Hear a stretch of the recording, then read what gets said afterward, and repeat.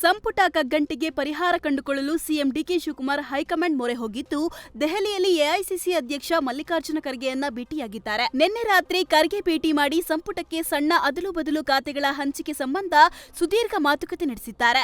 ಸಂಪುಟದಿಂದ ಕೆಲವರನ್ನ ಕೈಬಿಟ್ಟು ಅಸಮಾಧಾನಿತರನ್ನ ಸೇರ್ಪಡೆ ಮಾಡಿಕೊಳ್ಳುವ ಕುರಿತು ಚರ್ಚೆ ನಡೆಸಲಾಗಿದೆ. ಸದ್ಯ ಅಸಮಾಧಾನ ಶಮಕ್ಕೆ ಯಾರನ್ನ ಸಂಪುಟಕ್ಕೆ ಸೇರಿಸಿಕೊಳ್ಳಬೇಕು, ಜೊತೆಗೆ ಖಾತೆಗಳ ಹಂಚಿಕೆಗಾಗಿ ತೀವ್ರ ಪೈಪೋಟಿ ನಡೆದಿರುವ ಹಿನ್ನೆಲೆಯಲ್ಲಿ ಯಾರಿಗೆ ಯಾವ ಖಾತೆ ಹಂಚಬೇಕೆಂಬ ಕುರಿತು ಚರ್ಚಿಸಲಾಗಿದೆ.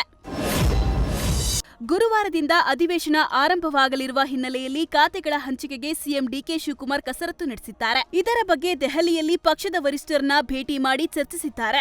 ಸಂಪುಟಕ್ಕೆ ಸಣ್ಣ ಪುಟ್ಟ ಸರ್ಜರಿ, ಖಾತೆಗಳ ಹಂಚಿಕೆ ಕುರಿತು ಸಮಾಲೋಚನೆ ನಡೆಸಿದ್ರು. ಎಲ್ಲವೂ ಅಂದಿಕೊಂಡಂತೆ ಆದಲ್ಲಿ ಇಂದು ರಾತ್ರಿ ಇಲ್ಲವೇ ನಾಳೆ ಖಾತೆಗಳ ಹಂಚಿಕೆಯಾಗುವ ಸಾಧ್ಯತೆ ಇದೆ. ಜೊತೆಗೆ ಅಧಿವೇಶನಕ್ಕೂ ಮೊದಲೇ ಒಂದಿಬ್ಬರನ್ನ ಕೈಬಿಟ್ಟು ಅಸಮಾಧಾನಿತರನ್ನ ಸೇರ್ಪಡೆ ಮಾಡಿಕೊಳ್ಳುವ ಸಾಧ್ಯತೆ ಇದೆ.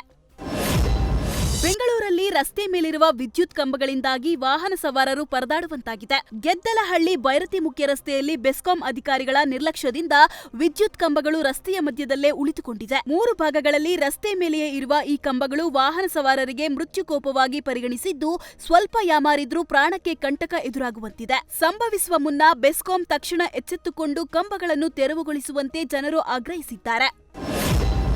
ಚಿಕ್ಕಬಳ್ಳಾಪುರದಲ್ಲಿ ವೀಲಿಂಗ್ ಪುಂಡರ ಹಾವಳಿ ಹೆಚ್ಚಾಗಿದೆ. ಚದುಲಪುರ ಗೇಟ್ ಬಳಿ ಪುಂಡರು ವೀಲಿಂಗ್ ಮಾಡಿ ಇತರೆ ವಾಹನ ಸವಾರರಿಗೂ ತೊಂದರೆ ಉಂಟು ಮಾಡುತ್ತಿದ್ದಾರೆ. ಪದೇ ಪದೇ ವೀಲಿಂಗ್ ಮಾಡುತ್ತಿದ್ರೂ ಕ್ರಮ ಕೈಗೊಳ್ಳದೆ ಪೊಲೀಸರು ಕೇವಲ ದಂಡ ಮಾತ್ರ ವಸೂಲಿ ಮಾಡುತ್ತಿದ್ದಾರೆ ಎಂದು ಜನರು ಆರೋಪಿಸಿದ್ರು. ಕ್ರಮಕ್ಕೆ ಆಗ್ರಹಿಸಿದ್ದಾರೆ.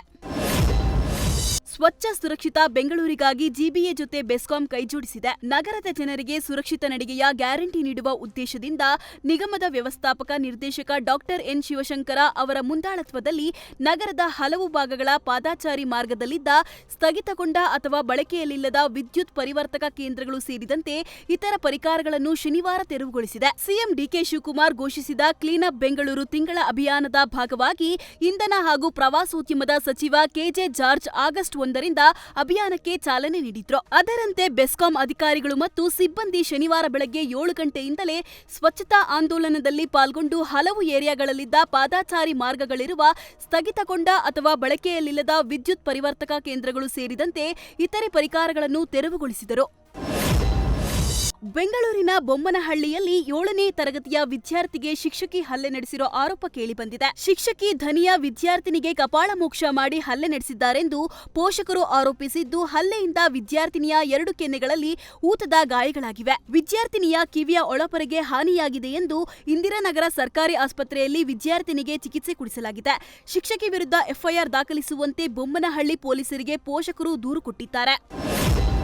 ಸಚಿವ ಎಚ್.ಸಿ. ಬಾಲಕೃಷ್ಣ ರಾಮನಗರದಲ್ಲಿ ಬರ ವೀಕ್ಷಣೆ ಮಾಡಿದ್ದಾರೆ. ಮಳೆ ಇಲ್ಲದೆ ಒಣಗಿರೋ ಅಳಸಂದೆ, ಮೆಕ್ಕೆಜೋಳ ಬೆಳೆ ವೀಕ್ಷಿಸಿದ್ದು, ಸಚಿವರ ಮುಂದೆ ಮಹಿಳೆ ಕಣ್ಣೀರು ಹಾಕಿದ್ದಾರೆ. ಸಚಿವರಿಗೆ ಶಾಸಕ ಸಿಪಿ ಯೋಗೇಶ್ವರ್ ಸಾಥ್ ನೀಡಿದ್ರು. ಜಮೀನು ವ್ಯಾಜ್ಯದ ವಿಚಾರದಲ್ಲಿ ಚನ್ನಪಟ್ಟಣ ತಹಶೀಲ್ದಾರ್ ಗಿರೀಶ್ ಅನ್ಯಾಯ ಮಾಡಿದ್ದಾರೆಂದು ಮಹಿಳೆ ಆರೋಪಿಸಿದ್ದು, ತಹಶೀಲ್ದಾರ್ಗೆ ಶಾಸಕ ಸಿಪಿ ಯೋಗೇಶ್ವರ್ ತರಾಟೆಗೆ ತೆಗೆದುಕೊಂಡಿದ್ದಾರೆ.